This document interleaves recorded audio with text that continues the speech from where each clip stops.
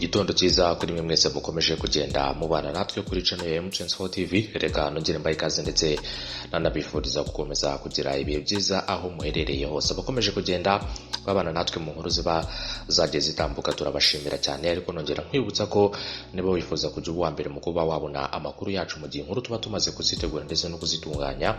Cyo nakubwira cyo rero nuko wajya munsi y'iyo video yawe hari ahantu rero mu ruhande rw'iburyo hasi rero manutse gatoya handitse ijambo subscribe, ndetse hirya yayo hari akantu kakazogeraho ubashe kuba wakirikaho hombi kugira ngo ujye uwa mbere mu kuba wabona amakuru yacu mu gihe tuba tumaze kuyatunganya ndetse no kuyategura. Tujye kurebera hamwe ibijyanye n'umunya-Uganda.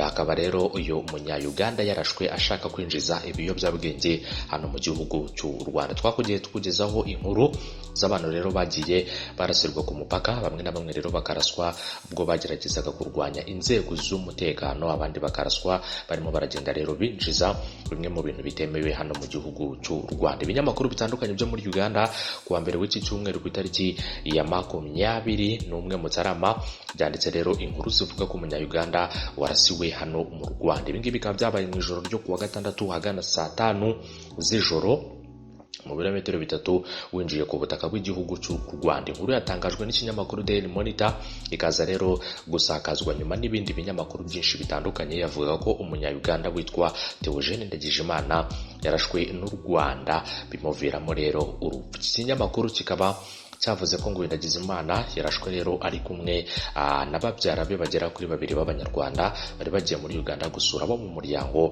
we batuye rero muri Kabingo Kisoro banyuze ku mupaka utemewe. Iyo nkuru rero yakomeje ivuga ko ubwo Ndagijimana yaraherekeje ababyara be nanone rero banyuze mu nzira zitemewe, aribwo rero abashinzwe umutekano b'u Rwanda barashe gusa ibimenyetso byagaragaje rero ikinyoma mu byatangajwe n'ibi binyamakuru byo muri Uganda, ahubwo ko byahisemo kwirengagiza ukuri nkana. Umwe rero muba muri iki kinyamakuru cyatangaje ko rero ari mubyara wa Ndagijimana wiswe Munyembabazi, ntabwo rero yari yageze cyangwa se ntabwo yari yigeze ajya muri Uganda, bityo nta naho rero yahuriye na Ndagijimana ngo be yamuherekeza agaruka mu Rwanda. Munyembabazi w'imyaka 21 amaze imyaka igera kuri 6 atuye muri Uganda mu karere ka Kisoro, azwi nk'umuntu rero ucuruza amagendo ndetse wambuka umupaka mu buryo butemewe kuko abaturage bo muri ako gace bamuzi neza. Undi mubyara wa Ndagijimana ni umusore w'imyaka 20 witwa Munezero usanzwe utuye mu murenge wa Kagogo mu kagari ka Kabayi, akaba ari Murambi hano mu Rwanda. Ubwo rero yajyaga muri Uganda yaragiye gusura nk'uko byatangajwe n'ibinyamakuru bitandukanye byo muri Uganda. Yaragiye rero mu bikorwa by'amagendo hamwe na Ndagijimana na Munyembabazi, bari bagiye gushaka ibiyobyabwenge binjiza mu Rwanda. Ubwo rero bateshwaga. Umwe rero mu bashinzwe umutekano ku mupaka utarashatse ko amazina ye atangaza yavuzwe ko rero ndetse akaba yanavuze ko abo bacuruzi ba magendo bari bazwi cyane muri ibi bikorwa bihanwa n'amategeko, ndetse ko bari abantu babagizi ba nabi ku buryo ubu cyangwa se ku buryo bahagaritswe bakanga. Ngo bari bitwaje intwaro gakondo zirimo amacumu, ndetse bavuga ko bazifashisha mu gihe rero polisi yaba iba arashe. Umwe mu bashinzwe umutekano yavuze ko iyo ni imyitwarire rero y'abacuruza ibiyobyabwenge bagerageza rero kuba abagizi ba nabi mu gihe bahagaritswe. Undi muntu ucuruza amagendo bari kumwe n'umunya-Uganda witwa Gatsiri usanzwe atuye Kisoro mu gasantere kitwa rero Gahenerezo, we yahise atoroka ubwo babahagarikaga. Gatsiri rero niwe watangaje amakuru ko cyangwa se uwo munya-Uganda wapfuye. Gusa rero ubwo abayobozi ba Uganda bajyaga gufata umurambo witwa Munanura wari uhagarariye inzego zishinzwe umutekano w'imbere muri Uganda, yasabye rero ndetse yanasabwe kwerekana ibyangombwa bigaragaza imyirondoro y'uwapfuye cyangwa se undi muntu wo mu muryango. Uyu mucuruzi rero w'amagendo nta cyangombwa na kimwe yari afite ubwo yapfaga. Hanyuma rero uyu munanira ukorera urwego rushinzwe umutekano w'imbere mu gihugu muri Uganda ISO yahageze rero nta cyangombwa na kimwe afite cy'uwapfuye. Byasabye rero ko asubirayo ariko ntiyagaruka, ndetse nta n'umwe wo mu muryango we wigeze agaruka ngo afate umurambi. Inzego z'ubuyobozi mu Rwanda zaburiye abacuruza amagendo ndetse n'abakoresha inzira zitemewe zizwi rero nka panya. Umwe mu bayobozi akaba yagize ati rero kuki badashota cyangwa se kuki badakoresha inzira zemewe. Ati mu Rwanda rero nta muntu n'umwe rwigeze rubuza kwinjira mu gihugu, kuki rero bahitamo inzira zitemewe. Bigaragaza rero ubushake bwo gukora ibyaha. Abaturage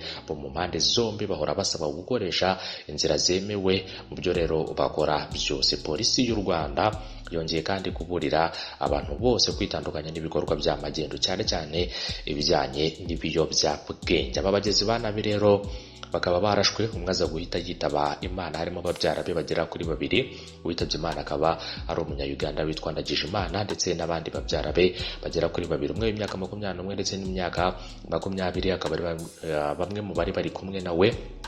Ubwo rero bavaga hariya muri Uganda bambutse amagenda, ariko bakagerageza guca inzira zitemewe, hanyuma ari inzego z'umutekano zabahagarika bagashaka rero kugenda baruhanya. Ni kimwe rero mu byakomeje kugenda bigaragara. Urabizi ko Nyagatare harasiwe abagore bagera kuri 2, ariko bikavuga ko rero babashije kuba bashotora abari bari ku irondo. Ndavuga rero ku bijyanye n'ingabo z'u Rwanda, hanyuma rero barabashotora ku buryo bukomeye, baza gufata icyemezo cyo kuba rero barasangira. Ngo hari undi muntu uherutse kurasirwa mu karere ka Nyagatare. Ikindi kandi byagiye bigarukaho ko yari umuntu wari winjije rero bimwe mu biyobyabwenge bitemewe kwinjiza hano mu gihugu cy'u Rwanda. Amagendo ni bimwe mu byo igihugu cy'u Rwanda cyarwanyije, ni na bimwe rero mu byo baciye, cyane cyane rero ku bantu babyinjiza mu gihugu. Bagiye batanga inama inshuro nyinshi bakabuza buri muntu uwo ari we wese winjiza rero ibi biyobyabwenge, zaba inzoga z'inkorano ndetse n'ibindi biyobyabwenge byose byinjira mu gihugu ariko biturutse mu bihugu by'abaturanyi. Baburira rero abaturage inshuro nyinshi ndetse n'abandi bakora ibyo bikorwa byose kubihagarika, kuko rero umuntu uzafatirwa muri iryo kosa azabihanirwa rero ku buryo bukomeye cyane. Uyu murambo rero w'uyu nyakwigendera ntabwo uratwarwa, kuko rero ubwo iyi nkuru turimo turayikugezaho nonaha hakaba habuze n'umuntu n'umwe mu muryango we uza gutwara umurambo wa nyakwigendera. Yaba rero inzego z'umutekano muri Uganda zaje zije kuwufata, zikaza nta byangombwa zifite kandi ari umuturage wabo, ndetse kandi bakaba banavuze ko bahamagarira bamwe mu muryango we kugira ngo rero baze gufata uyu murambo, ariko hakaba habuze n'umuntu n'uyu n'umwe uza gutwara rero umurambo w'uyu nyakwigendera. Inzego z'umutekano zikaba zakoze akazi kabo, bakaba rero bakoze akazi kabo gusa ibitangazamakuru byo mu gihugu cya Uganda bikaba rero byagiye bivuga byinshi bigiye bitandukanye. Bakavuga ko rero ngo warashwe, yarasiwe rero hano mu gihugu cy'u Rwanda, arimo aragerageza kwinjira nk'uko bakomeza kugenda babigaruka. Usanga rero